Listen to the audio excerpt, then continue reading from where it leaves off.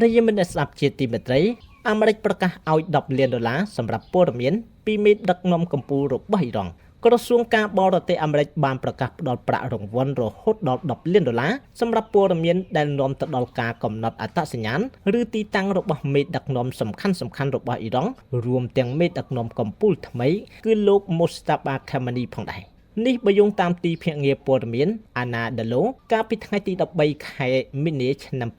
2026ទៅតាមរយៈកម្មវិធីផ្ដល់រង្វាន់សម្រាប់យុត្តិធម៌ឬហៅថា River for Justice ទីក្រុង Washington បានកំណត់គោលដៅទៅលើបុគ្គលដែលបញ្ជានិងដឹកនាំកងកម្លាំងដែលរងនៅការចោទប្រកាន់ថាបានរៀបចំផែនការនិងវាយប្រហារនៅជុំវិញពិភពលោកបញ្ជានេះក៏រួមមានលោក Ali Akbar Hajazi អនុប្រធានខុទ្ទកាល័យមេដឹកនាំកម្ពុជានិងលោក Yahya Rahim Safavi ទីប្រឹក្សាយោធាជាន់ខ្ពស់ផងដែរការប្រកាសនេះបន្ទាប់ពីលោករដ្ឋមន្ត្រីការពារជាតិអាមេរិកបានលើកឡើងថាមេដឹកនាំកម្ពុជាថ្មីរបស់អ៊ីរ៉ង់បានរងរបួសខណៈពេលដែលអាមេរិកនិងអ៊ីស្រាអែលបន្តវាយប្រហារទៅលើប្រទេសនេះភាពតានតឹងនៅក្នុងតំបន់មជ្ឈិមបូព៌ាបានផ្ទុះឡើងយ៉ាងខ្លាំងចាប់តាំងពីពេលវាយប្រហាររួមគ្នារវាងអ៊ីស្រាអែលនិងសហរដ្ឋអាមេរិកកាលពីថ្ងៃទី28ខែកុម្ភៈដែលបានសម្លាប់មនុស្សប្រហែល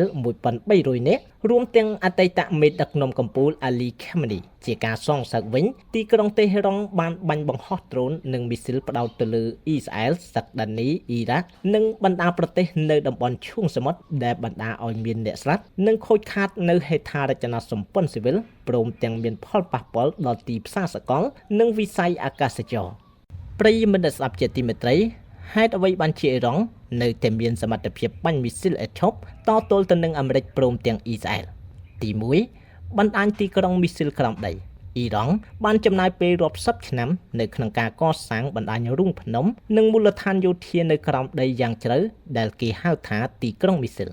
មូលដ្ឋានទាំងនេះគឺស្ថិតនៅក្រោមស្រទាប់ថ្មភ្នំរាប់រយម៉ែត្រដែលសូម្បីតែគ្រាប់បែកទម្លុះបេតុងរបស់អាមេរិកក៏ពិបាកនឹងបំផ្លាញវាដែរម្យ៉ាងទៀតអ៊ីរ៉ង់គឺមានប្រព័ន្ធបាញ់មីស៊ីលដែលរុលចេញពីមាត់រូងភ្នំរួចបាញ់ភ្លាមហើយក៏ដកថយចូលទៅវិញដែលធ្វើឲ្យយន្តហោះអាមេរិកពិបាកនឹងតាមរកគោលដៅឃើញទាន់ពេល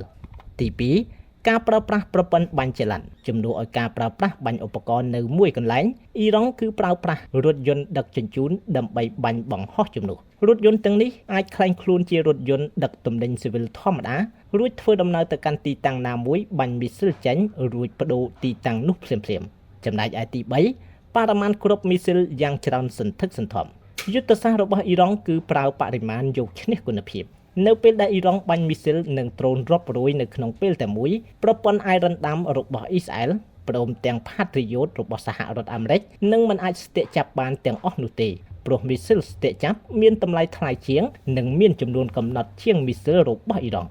ទី4បច្ចេកវិទ្យា Ballistic ល្បឿនលឿនអ៊ីរ៉ង់បានអភិវឌ្ឍមីស៊ីលដូចជា FATAS ដែលមានល្បឿនលឿនខ្លាំងនិងអាចផ្លាស់ប្ដូរទិសដៅលើអាកាសបាននៅពេលដែលមីស៊ីលអាចហោះបត់បែនកាច់កង់វានឹងធ្វើឲ្យប្រព័ន្ធកុំព្យូទ័ររបស់ប្រព័ន្ធការពារអាកាសពិបាកនឹងគណនាគន្លងដើម្បីបាញ់ស្ទាក់ចំណែកឯទី5យុទ្ធសាស្ត្រវាយប្រហារពីច្រើនទិសដៅអ៊ីរ៉ង់មិនមែនបាញ់ចេញតែពីក្នុងដីខ្លួនឯងប៉ុណ្ណោះទេប៉ុន្តែអ៊ីរ៉ង់ក៏ប្រើប្រាស់បណ្ដាញចលនាតស៊ូដូចជាក្រុមហូទីនៅយេម៉ែនក្រុមហេសបូឡានៅលីបង់និងក្រុមប្រដាប់អាវុធនៅអ៊ីរ៉ាក់ផងដែរដែលធ្វើឲ្យអាមេរិកនិងអ៊ីស្រាអែលត្រូវចែកកម្លាំងដើម្បីការពារនិងវាយបកទៅច្រើនទិសដៅនៅក្នុងពេលតែមួយដូចគ្នា